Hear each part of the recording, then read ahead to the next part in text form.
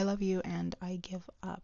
I have decided to use this page as a brainstorming session for my Substack, and this week I want to write about learning to give up on people that I love because that is something that I have struggled with but have had to learn the hard way as someone who comes from a long line of alcoholics and addicts. Let's get into it.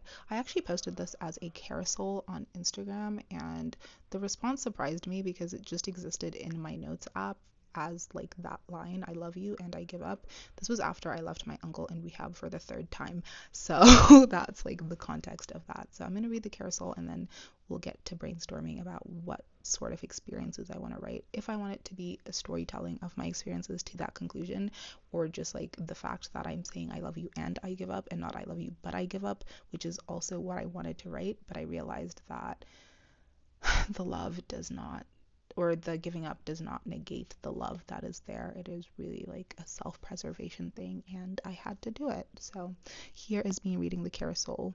I love you and I give up. The most heartbreaking realization of my 20s as someone who is community oriented is that I cannot will or love people into doing/being better. I was of the belief that we shouldn't give up on people, but that in practice meant that I was sometimes giving up on me instead of them. I'm a recovering self-cheater, which is a framework I'm building for self-sabotage and or working through self-sabotage, sorry. And a lot of sorting this out has been realizing that I had to/have to love some people and still leave them where they are. Right. So that's that. I'm going to give some context on the recovering self-cheater thing because it's not like super obvious, I realize, when I just say that. So, hi, my name is Ano. I'm a recovering self-cheater. For the uninitiated, that is just my, sorry, oh my God, I can't think.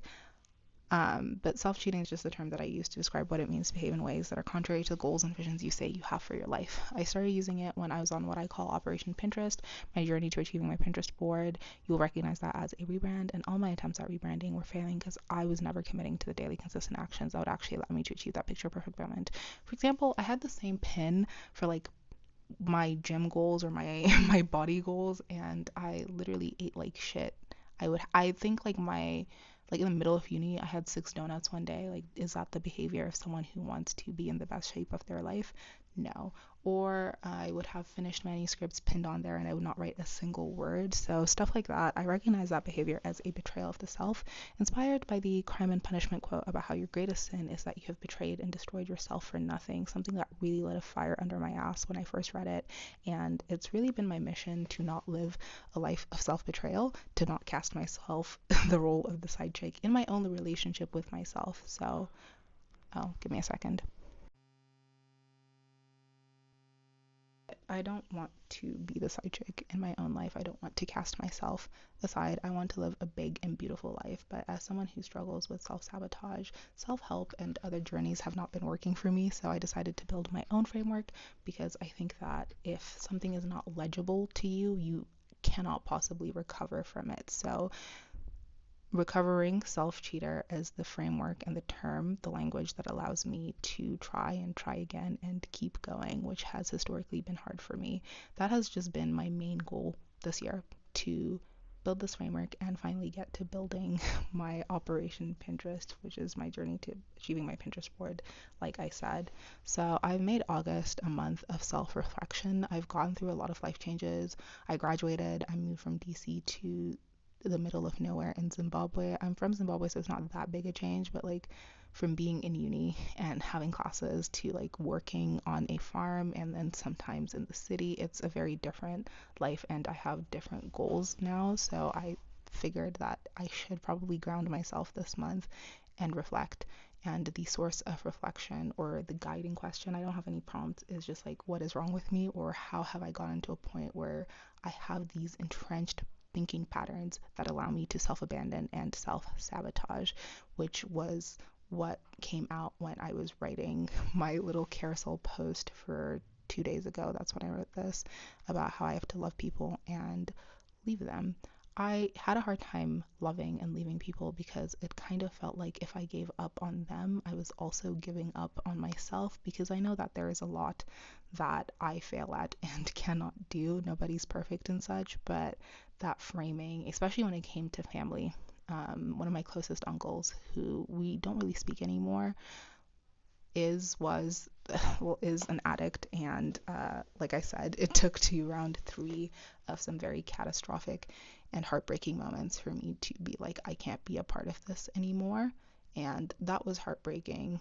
And it almost felt like I couldn't commit to them because, like I said, I'm family and community oriented. So if anything, the thing with the self-sabotage that made me realize that this was like a self-cheating thing is I've always been able to follow through on my commitments to other people.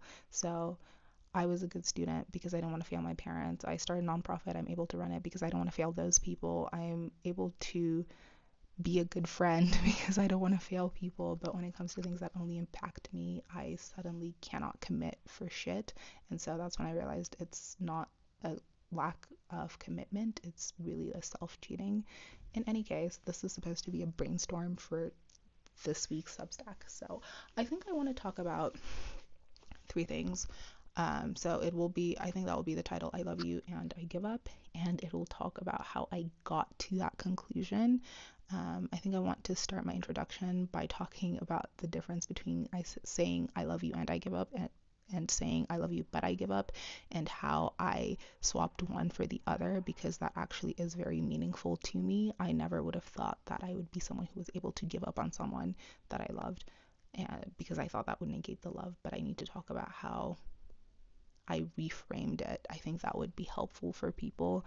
I think I also need to talk about this idea of wanting to love people into being better. And as noble as that sounds, it's impossible because people have free will. But I don't think that that should change how we approach our relationships. It shouldn't make us hesitant, but it should make it so that when a lot of hurt and a lot of boundaries have been crossed, we should leave people where they are, and you have to put yourself first, kind of thing. And then I think the third element of this is tying it up with the whole recovering self-cheater frame, because that is what I've decided is, oh, that's not English. That's what I've decided my online presence is going to be about, is like building this framework and becoming someone who I can be proud of in public and who recovers from self-abandonment. Because I think that one of the most discouraging things is watching people just do things, and it looks like they've always just been able to do things. They decide to do something, they start it, they follow through, they're done. And that has never been my path when it comes to myself. I think it will be very good to have proof of concept of someone who has a history of abandonment, learning to commit to themselves, even if there is ups and downs, to ultimately achieve the thing that they say that they want to do. I think it would also be a good idea for me to start saying what my goals are out loud, which is a fear of mine. I don't know why. I feel like once I put it out in the world, and if it doesn't come true, like that's somehow worse. It doesn't make any sense. I should unpack that for tomorrow's reflection. But yeah, I think that's what the article is going to be. I'm going to go and write a draft today and then edit it tomorrow to post tomorrow. Today is Tuesday, tomorrow is Wednesday, 19th.